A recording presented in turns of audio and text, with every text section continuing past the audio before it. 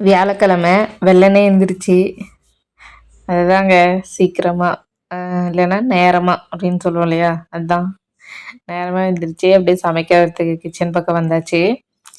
இன்றைக்கி வந்து புதினா சட்னி எங்களுக்கு செஞ்சுட்டு தம்பிக்கு வந்து கேரட் சாப்பாடு வறுத்தரலான்னு சொல்லிட்டு பிளான் பண்ணியிருந்தேன். ஏன்னா முன்னாடி நாள் வந்து காய் சாப்பாடு செஞ்சேன். அதில் 2 கேரட் மட்டும் தம்பிக்கு வறுத்தரலான்னு சொல்லி முன்னாடி நாளே பிளான் பண்ணி வச்சுட்டேன். அதனால கொஞ்சம் முன்னாடி நாள் ஈவினிங்கு நைட்டே அந்த மாதிரி பிளான் பண்ணிட்டோம்னா கொஞ்சம் டென்ஷன் இல்லாமல் இருக்குது, காலையில் என்ன சமைக்கலாம் அப்படின்னு சொல்லிட்டு. இல்லைன்னா அதை யோசித்து முடிவு பண்ணுறதுக்குள்ளே ஒரு டைம் ஆகிடுது. அப்புறம் சமைக்கிறதுக்கு ஒரு டைம் ஆகுதா, இதுலேயே அப்புறம் ஸ்கூலுக்கு லேட் ஆயிடுது.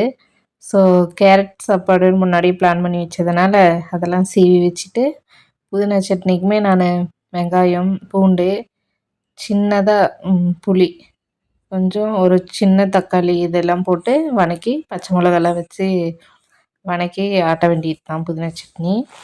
லைட்டாக கடலைப்பருப்பு, உளுத்தம்பருப்பு இதெல்லாம் கூட வறுத்து போடணும். அப்படியே தம்பிக்குமே கேரட் சாப்பாடு துருவி தாளிச்சு விட்டுட்டேன். அதுலேயுமே தாளிக்கும்போது லைட்டாக கடலைப்பருப்பு, உளுத்தம்பருப்பு போட்டு தாளிச்சோம்னா நல்லாயிருக்கும். அப்படி தான் பண்ணியிருந்தேன். தம்பிக்கு வந்து ஸ்நாக்ஸுக்கு வந்து ஸ்வீட் கார்ன் வேக வச்சுருந்தேன். 2 வாங்கிட்டு வந்திருந்தாரு திங்கக்கிழமை சந்தையில். அதில் 1 ஆல்ரெடி வேக வச்சுட்டேன்.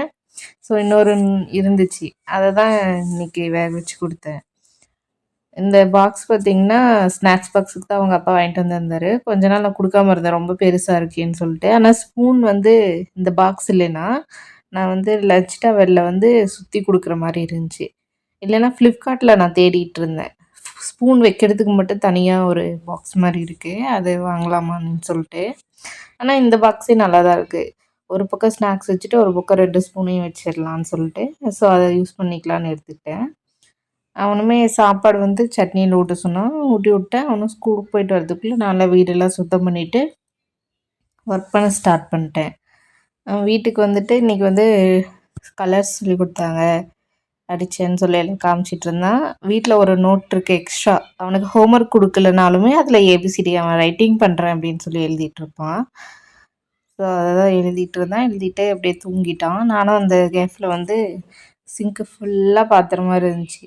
ஸோ ஃபஸ்ட்டு முட்டையை வேக போட்டுட்டு சிங்கில் இருக்கிற பாத்திரமெல்லாம் கழுவி எடுத்துகிட்டு அதுக்கப்புறம் தான் சமைக்க ஸ்டார்ட் பண்ணேன்.